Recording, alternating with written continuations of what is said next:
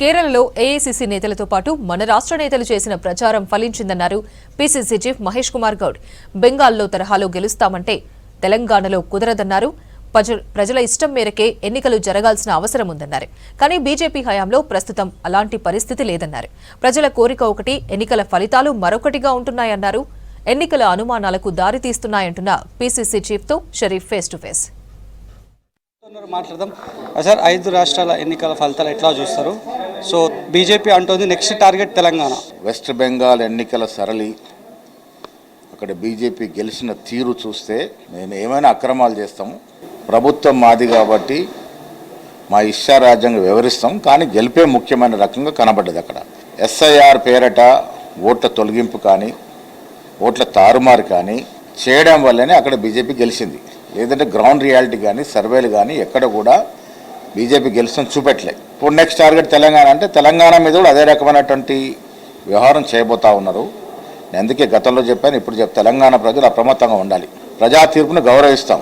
ప్రజల కోరుకున్న ఎన్నిక జరగాలి. ప్రజలు కోరుకున్న ప్రజల ఆభిష్టం మేరకు రిజల్ట్ రావాలి. ఇక్కడ చాలా చోట్ల ప్రజల ఆభిష్టం ఒక రకంగా ఉంటుంది, ప్రజల కోరిక ఒక రకంగా ఉంటుంది, తీరా చూస్తే ఎన్నికల ఫలితం వేరే రకంగా ఉంటుంది. ఇది చాలా అనుమానాలకు దారితీస్తుంది. కాబట్టి తెలంగాణలో కాంగ్రెస్ ప్రభుత్వం, ముఖ్యమంత్రి రేవంత్ రెడ్డితో సహా కేబినెట్ మంత్రులు, ఎమ్మెల్యేలు కష్టపడి పనిచేస్తూ ఉన్నారు. ఇక్కడ అందుతున్నటువంటి సంక్షేమం, పేద ప్రజలకి ఇక్కడ అందుతున్న సంక్షేమం మరే ఇతర రాష్ట్రంలో, ముఖ్యంగా బీజేపీ పాలిత రాష్ట్రంలో అసలే లేదు. సో ఇంత చక్కటి సంక్షేమం, చక్కటి అభివృద్ధి జరుగుతున్నట్టు తెలంగాణలో బీజేపీ వచ్చినా మొలకెత్తే పరిస్థితి ఉండదు. కేరళలో ఇక్కడి కాంగ్రెస్ నేతలు చాలా మంది వెళ్లారు. యూడీఎఫ్ కూటమి ఫలితాలు కేరళ విజయంలో తెలంగాణ రాష్ట్ర నాయకుల పాత్ర గణనీయంగా ఉంది.